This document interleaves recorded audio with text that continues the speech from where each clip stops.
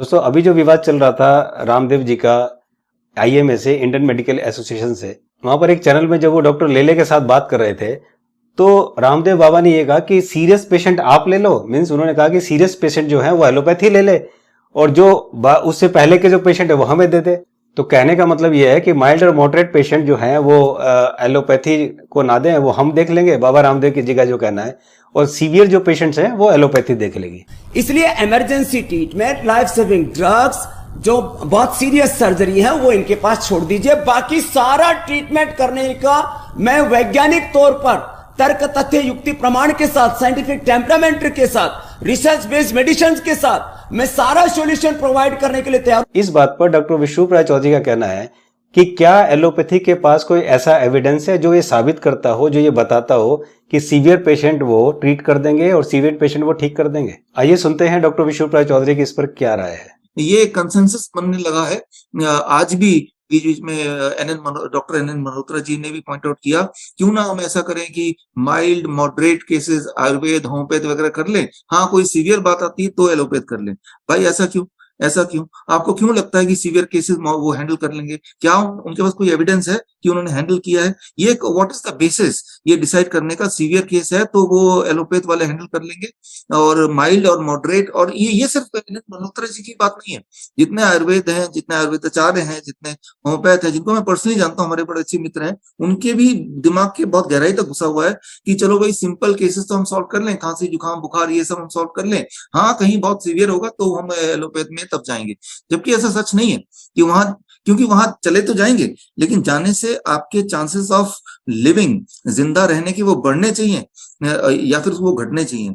तो वो बढ़ने चाहिए। तो क्या ऐसा कोई सबूत है कि सीवियर केस को जब वो हैंडल करते हैं तो उनके जिंदा रहने के या इंप्रूव क्वालिटी लाइफ के चांसेस बढ़ जाते हैं? इंपॉर्टेंट ये नहीं कि उनके पास बहुत बड़े बड़े मशीन है, लेकिन क्या वो मशीन आपको आपकी लाइफ स्पैन को बढ़ा सकते हैं? If I talk of ventilator, अगर हम वेंटिलेटर की बात करें तो लगता है कि उनके पास तो वेंटिलेटर है। अरे वेंटिलेटर है, लेकिन एविडेंस क्या कहता है? एविडेंस ये कहता है, वेरी क्लियर कट एविडेंसेस, कि जो लोग वेंटिलेटर में जाते हैं वो 98% लोग वापस नहीं आते, वो वेंटिलेटर से ही ऊपर चले जाते हैं। और जो 2% लोग आते हैं वो 3-4 महीने के लिए घर आते हैं और उनकी लाइफ उस 3-4 महीने में इट इज रियली पैथेटिक। सो यहाँ पे ये है कि एक जो मेंटालिटी है कि चलो माइल्ड एंड मॉडरेट हम कर लेते हैं और सीवियर हम उनको दे देंगे, ये सोच से ही आप खुद ही एज ए आयुर्वेदाचार्य, एज ए नेचुरोपैथ खुद ही अपने आप को कम आंक रहे हैं। तो जैसे मनीष जी ने बोला कि भाई हाँ एमबीबीएस और बीएमएस का फर्क क्या, ये सब चीजें, लेकिन आप तो खुद ही बोल रहे हो कि माइल्ड एंड मॉडरेट हम कर लेंगे और सीवियर उनको दे देंगे। इसका बेसिस क्या है? क्यों आपको लगता है कि सीवियर वो देंगे, उनको दे देंगे तो वो ज्यादा अच्छा हैंडल कर लेंगे? अच्छा देखिए, वी आर नॉट गॉड, ना तो वो ना हम, लेकिन हम उनको तभी दे सकते हैं जब आपको ये विश्वास हो कि वो हमसे अच्छा काम कर सकते हैं। वहां जाने से उनके chances of living is better, उनके जिंदा रहने या उनके ऊपर ज्यादा है इन कंपैरिजन टू हमारे पास। अच्छा अगर हमारे पास रहेंगे तो कोई सबूत है कि हम उनको जिंदा रख पाएंगे? मैं उसके अपने पर्सनल एक्सपीरियंस पे 1-2 सबूत दूंगा, उसके बाद I will close my this lecture. And वो ये कि अगर अभी Indian Council of Medical Research और All India Institute of Medical Science ने मिलकर एक प्रोटोकॉल जो तैयार किया, लेटेस्ट प्रोटोकॉल तैयार किया, पिछले महीने उन्होंने रिलीज किया कि सीवियर केस किसको मानते हैं, कोविड के पेशेंट को, या सो कॉल्ड कोविड के पेशेंट में सीवियरिटी किसको मानते हैं, जो सीधा आईसीयू के लिए एलिजिबल है। सीवियर केस उनको मानते हैं, नंबर 1 उनको कोमॉर्बिड कंडीशन होने चाहिए, और नंबर 2 उनके ऑक्सीजन सैचुरेशन जो है 88% से कम होना चाहिए। ये दोनों केसेस अगर हैं, that means that patient is fit for direct ICU admission.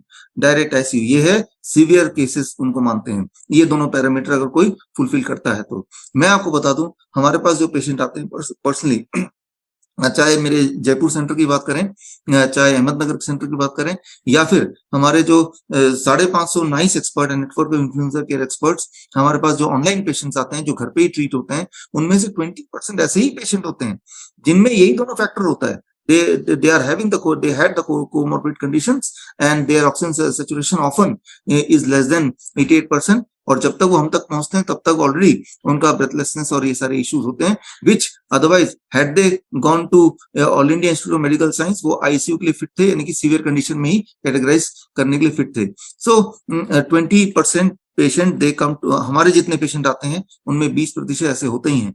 वो जो 20% हैं उनको हम ट्रीट करते हैं, और उनको इंटरेस्टिंग बात है कि उनको हम नेचुरोपैथी से ही ट्रीट करते हैं। नेचुरोपैथी इज व्हाट, आपको बस एक लाइन आपको समझा देता हूँ, आपको सारी बातें समझ आ जाएगी। जैसे मैं बैठा हूँ यहाँ पे, इस तरह से बैठा हूँ, आपकी तरफ झुक के मैं इस तरह बैठ रहा हूँ, राइट। अगर मैं ऐसा बैठूंगा, इस पेशेंट को ऐसे ही जैसे बिठाऊंगा तो उसका ऑक्सीजन सैचुरेशन डिप करता है। उसी पेशेंट को आगे की तरह ऐसे बिठा दिया, उसका ऑक्सीजन सैचुरेशन बढ़ जाएगा। इतना सा ही फर्क है। अब इसको आप नेचुरोपैथी बोलेंगे, इसको आयुर्वेद बोलेंगे, इसको मॉडर्न मेडिसिन बोलेंगे, इसको क्या बोलेंगे? ये तो बॉडी का एक पोस्चर है, राइट। तो मैं ये बोलना चाह रहा हूँ कि भाई ये जो बॉडी का साइंस है वो किसी पैथी के आधार अधीन नहीं है कि इस पे कब्जा हो गया कि ये मेथड है, ये हमारा है या ये किसी और का। वो मॉडर्न साइंस है, वो हर साइंस है, साइंस है। ये साइंस पहले भी था, आज भी है, राइट। अगर इसको देखें ये किसने इजाद किया तो वो अपने आप में डिबेट है। तो हम क्या करते हैं, या आपको क्या करना चाहिए, मैं एक एग्जांपल दे रहा हूं सिर्फ। हमारे पास ऑक्सीजन सैचुरेशन 70%, 60%, 50%, 40% वाले भी आते हैं। 40% मुझे पता है, जो आईसीयू में काम करते हैं वो मेरे ये लेक्चर सुनेंगे तो वो या तो हंसेंगे कि इनको पता नहीं 40% क्या होता है, बट सिंसियरली एंड सीरियसली 40% वाले पेशेंट आते हैं। और 40% तक वाले पेशेंट जब आए हैं, इससे नीचे अभी तक आए नहीं, बट हमने कभी भी किसी पेशेंट को डिनाई नहीं किया आज तक। That is the most important thing. हमारे जितने भी सेंटर हैं, कल ही हमारा हिसार में भी एक सेंटर खुला है, 5 तारीख को हमारा अकोला में सेंटर खुल रहा है। और पहला इंस्ट्रक्शन ये होता है कि पेशेंट अगर आएगा तो हम डिनाई नहीं करेंगे। यहाँ बड़े बड़े हॉस्पिटल में भी पेशेंट को पहले देखते नहीं, भाई यहाँ नहीं हो सकता, रेफर कर देते हैं, बट वी नेवर रेफर। और उसके बावजूद 40% तक पेशेंट ने लिया, और उसको पोस्चर चेंज करा के, द मोमेंट भी उसकी सिटिंग पोस्चर चेंज कराते हैं, प्रोन वेंटिलेशन कराते हैं, और फैन उसकी आंखों नाक के आगे लगाते हैं, और 1 घंटे के अंदर हम देखते हैं कि किस तरह से मैजिकली उनका ऑक्सीजन सैचुरेशन बढ़ता है। लेकिन अब क्या है कि ये जो 2 साइंस है, दोनों साइंस को छुपा दो। अब बोलो कि ऑक्सीजन सिलेंडर की जरूरत है, अब बोलो कि अब वेंटिलेटर की जरूरत है, तो ये साइंस नहीं हुआ, ये व्यापार हुआ, ये बिजनेस हुआ। तो यहाँ करना क्या होगा? करना बस यही होगा आपको कि आपको डिसाइड करना होगा कि आप वहीं जाएं जो एविडेंस दे, जो सबूत दे। मैं तो सबूत दे रहा हूँ कि आप हमारे अहमदनगर सेंटर जाइए, जयपुर सेंटर जाइए, हिसार सेंटर कल ही खुला है, राइट। और गाजीपुर बॉर्डर में हमारा कैंप लगा हुआ है 2 महीने से। वहां जब से कैंप लगा है, हम ये नहीं बोलते कि हमारा ही कंट्रीब्यूशन है, लेकिन हम बोलते हैं कि वी आर फॉर्चुनेट, तब से उस Ghazipur at least there is no death. Otherwise आप देख रहे थे कि हर दिन बॉर्डर पे बैठे किसानों में से कोई ना कोई की डेथ हो ही रही थी। तो बहुत सिंपल बॉडी का साइंस है। उस साइंस को अगर आप समझ लेंगे तो क्रिटिकल से क्रिटिकल चीज भी अक्सर आप हैंडल कर लेंगे। तो वो science is there in the body. For that we don't need big machines।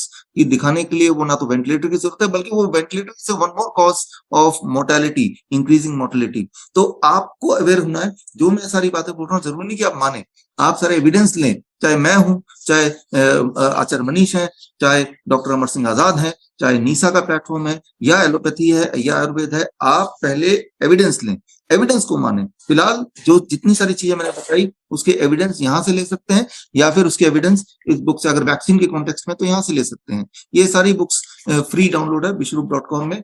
मैं उम्मीद करता हूँ इसको देखने के बाद आप बेटर जजमेंट कर सकते हैं कि जब भी आपको इलाज करना है तो कौन से वाला इलाज करना है। तो दोस्तों, सुना आपने डॉक्टर विश्वरूप राय चौधरी को।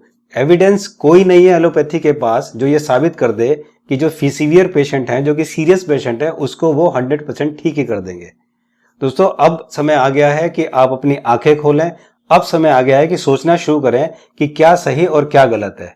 ये जो हमारी एलोपैथी में भागने की दौड़ है, उस दौड़ की वजह से ही आज ये नौबत आ गई है कि इस धरती पर कोई इंसान स्वस्थ नहीं बचा। तो कम से कम हम लोगों ने अपनी जिंदगी जैसे गुजारी, लेकिन कम से कम हम अपनी आने वाली पीढ़ी को इस तरह के चुंगल से मुक्त करें ताकि वो एलोपैथी के जाल में ना फंसे। उम्मीद है कि वीडियो आपको अच्छी लगी होगी। अगर लगे तो लाइक जरूर करें, शेयर जरूर करें, और चैनल सब्सक्राइब नहीं किया है तो वो भी करें। मेरा फेसबुक पेज मानस समर्थ, उसको फॉलो करें ताकि आपको लेटेस्ट अपडेट्स वहां पर मिल सके। जल्दी मिलता हूं, तब तक आप ध्यान रखिए, परिवार का ध्यान रखिए। नमस्कार।